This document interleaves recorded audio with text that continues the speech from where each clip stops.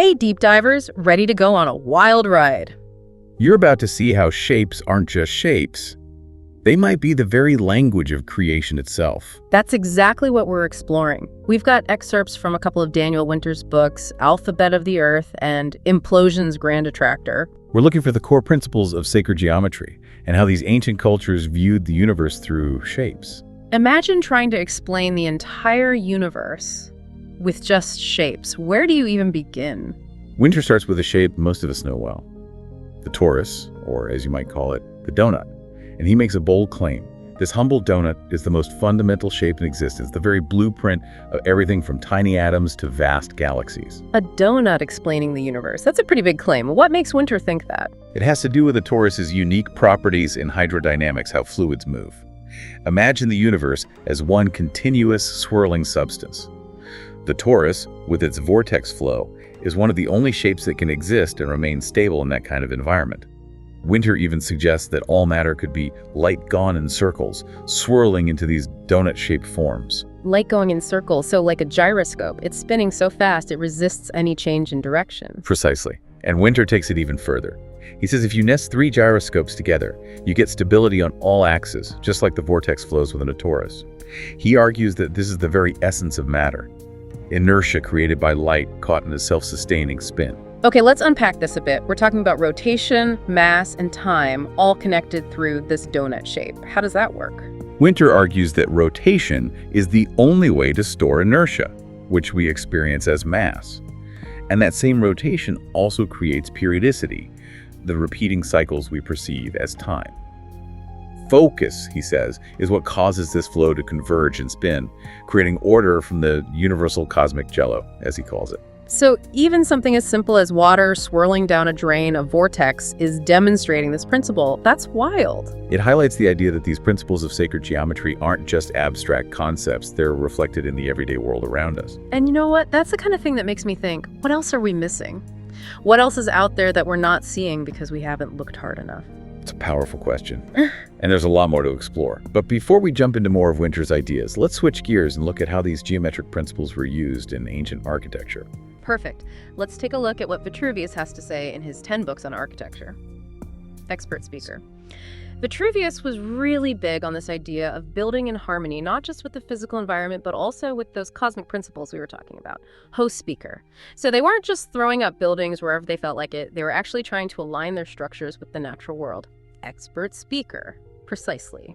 It was about creating resonance, a sense of harmony between the built environment and the forces of nature. Host speaker. But how did they determine the best places to build? Were they just following their intuition? Or was there a more, shall we say, systematic approach? Expert speaker.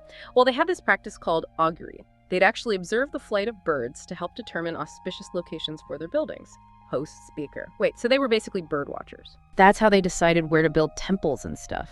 Talk about a low-tech approach. Expert speaker. It might seem that way to us now, but it actually suggests they had a deeper understanding of interconnectedness. They were looking for signs, subtle cues from the natural world to guide their decisions. Host speaker. It really makes you wonder, what if they were tapping into something real, something we've lost touch with, like maybe some subtle energy fields that we're just starting to rediscover today? I've heard about modern-day geomancers who map these energy lines. Could there be a connection between that and this ancient practice of augury? Expert speaker. It's an intriguing thought. There's definitely a growing interest in how ancient cultures perceived these subtle energies and how they worked with them. Perhaps they had a much more refined sensitivity to these forces than we give them credit for. Host speaker. Okay, so let's get back to Daniel Winter. We were talking about the torus being this fundamental building block of the universe, but how do we go from a donut to us? How does nature take this simple shape and build something as complex as a human being? Expert speaker. That's where it gets really fascinating. Winter points to the structure of DNA as a prime example. You see, when you look at DNA from above, it forms a 10-sided decagon made up of 2 interlocking pentagrams. Host speaker, hold on, pentagrams, like a 5-pointed star, those pentagrams. Expert speaker, yes. Now imagine that decagon spiraling helically, creating a 3-dimensional structure. And here's the kicker: that structure aligns perfectly with the golden ratio, a mathematical proportion that pops up all over the place in art, in nature, and now, apparently, in our very genetic code. Host speaker. The golden ratio. I always knew that thing was everywhere, but in DNA too. It's like the universe is sending us a message in Morse code, but instead of dots and dashes, it's using this one special ratio. Expert speaker. And that might be why we find the golden ratio so visually pleasing, because it reflects the very structure of life itself. Winter even includes an image in the text, the spiral of extension of helix, to show how these golden spirals create that intricate form of DNA, host speaker. So you're saying that the reason we find certain things beautiful, like a spiral in a seashell, or the proportions of a beautiful building, or even the arrangement of petals in a flower, could be because those things are echoing the very building blocks of life itself. That's incredible. Expert speaker. It really makes you appreciate the elegance of nature's design, doesn't it? Host speaker. It totally does. There's more to this DNA puzzle, right? What about this context dependency thing you mentioned earlier? Expert speaker. Ah, yes. This is where Winter brings in Jeremy Campbell's book, Grammatical Man, which explains how context is everything in DNA. Basically, it's the way DNA is structured, that long-wave coherence of the braid that allows for incredibly efficient information transfer. Host speaker. So the way DNA is braided together actually affects how information flows through it. It's like those old phone cords that would get all tangled up. If they weren't coiled just right, the signal wouldn't go through. Expert speaker. That's a great analogy. It's like a highly sophisticated communication system where the very structure of the DNA plays a crucial role in how information is transmitted. Or think of it like a library. If the books are organized haphazardly, it's difficult to find the information you need. But with a clear system, information flows easily and efficiently. Host speaker. Okay, I think I'm starting to get it. So the structure itself is essential for things to work correctly. Expert speaker. Exactly. And here's where things get really interesting, even a little mind-boggling. Winter suggests that emotion, something we usually think of as intangible, is also about coherence, that long-wave coherence we see in DNA. Host speaker. Wait a minute, you're not saying that our emotions can actually be influencing our DNA, are you? That's wild. Expert speaker. That's precisely what Winter is proposing. If our emotions, our feelings, create these coherent wave patterns and those patterns resonate with the structure of DNA, then it's conceivable that our feelings could have a direct impact on our genetic expression. Host speaker. Whoa. Okay, so we've got this universe built of donuts, DNA braided with the golden ratio, and now our emotions potentially influencing our genes. Where do we even go from here? This is a lot to process. Whoa. Yeah. Okay, so we've got this universe built of donuts, DNA braided with the golden ratio, and now our emotions potentially influencing our genes. Where do we even go from here? This is a lot to process. It's a lot to take in for sure. But it gets to the heart of what sacred geometry is all about. This idea that everything is interconnected, everything is vibrating, everything is resonating. So it's not just about shapes, it's about the energy, the information that those shapes represent. Exactly. And that's what Winter is trying to get at with this idea of long-wave coherence. It's the idea that when things are structured in a certain way, they can transmit information more efficiently, more powerfully. Like how DNA's structure allows it to carry all the instructions for building and running a living organism. Precisely. And Winter suggests that this principle of coherence applies to more than just DNA. He believes it's at work in everything from the way water flows to the way our emotions operate. So you're saying that our emotions aren't just these abstract things happening in our heads. They actually have a kind of structure, a kind of coherence that can influence the world around us. It might sound a bit out there, but think about it. We all know that emotions can be contagious. You walk into a room and you can just feel the energy, whether it's positive or negative. Yeah, like you can just tell when people have been arguing. And we also know that our emotions can have a direct impact on our physical bodies. Stress, for example, can manifest in all sorts of physical symptoms. Right, like headaches or stomach aches. So if our emotions can have that kind of impact on our own bodies, why is it so hard to believe they could have an impact on the world around us? I guess it's that whole mind over matter thing. It's just hard to wrap your head around sometimes. But I like the idea that our emotions are more powerful than we give them credit for. Me too. And I think it ties back to what Vitruvius was talking about with aligning buildings with those cosmic principles. If our emotions are also a part of that cosmic dance, that interconnected web of energy, then it makes sense that we'd want to be more mindful of them.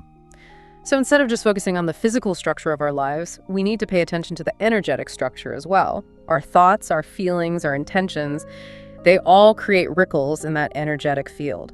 And just like a skilled architect uses shapes and proportions to create a more harmonious world. That's pretty amazing if you think about it. It really is. It's like we've been given this incredible power, this ability to shape reality with our minds and hearts. But like any power, it comes with responsibility. Absolutely. Because if our emotions can influence the world around us, then we have a responsibility to use them wisely, to cultivate more positive emotions like love, compassion, and gratitude. Because those are the emotions that are going to create the most beautiful, most harmonious world for all of us. And on that note, let's take a quick break. We'll be right back with more of this fascinating deep dive into the world of sacred geometry. All right, deep divers, we are back. We're exploring the idea that our emotions might be more powerful than we realize. It's a powerful concept, and one that ancient cultures seem to understand intuitively. Remember how they designed their sacred spaces, their temples and monuments? Yeah, like Stonehenge or the pyramids, those weren't just randomly placed, were they? Not at all. They were carefully positioned to align with celestial events and to harness subtle energies. It's like they were using these structures to create a resonance, a kind of energetic symphony. So they were using architecture to tap into something bigger than themselves, something beyond just the physical world. It's like they were trying to bridge the gap between heaven and earth. Exactly. And maybe, just maybe, they were onto something. Maybe there's a deeper wisdom encoded in these ancient structures, something we're just beginning to rediscover. It's a humbling thought, isn't it? That we might not be as advanced as we think we are, that these ancient cultures may have had a deeper understanding of the universe and our place in it. It's definitely a humbling thought, but it's also an exciting one because it means that there's so much more out there to explore, so much more to learn. Okay, so let's bring it back to the present. What can we do with this information? How can we apply these principles of sacred geometry, of resonance and harmony in our own lives? That's the million-dollar question, isn't it? Yeah. For me, it starts with awareness. Just becoming aware of these principles, of the interconnectedness of everything, can make a difference. So like paying attention to how we're feeling, how our emotions are affecting us and the people around us. Exactly. And maybe even taking it a step further, like consciously trying to cultivate more positive emotions, more love, more compassion, more gratitude. Because those are the emotions that are going to create those positive ripples in the energetic field. Like throwing a pebble into a pond, those ripples can spread out and create a bigger impact than we might imagine. Precisely. And if enough of us start doing that, who knows what kind of world we could create. Yeah. A world where we're not just living in these concrete boxes, but where we're creating spaces that nourish our souls, that resonate with our deepest selves. Imagine a world where architecture is used to heal, to inspire, to connect us to something greater than ourselves. That's a world I want to live in. And on that note, deep divers, it's time to wrap up this exploration of sacred geometry. But this is just the beginning, really. There's a whole universe of knowledge out there waiting to be discovered. So keep exploring, keep asking questions, and keep an open mind. And who knows, maybe you'll discover something amazing, something that changes the way you see the world. Until next time, deep divers, keep diving deep.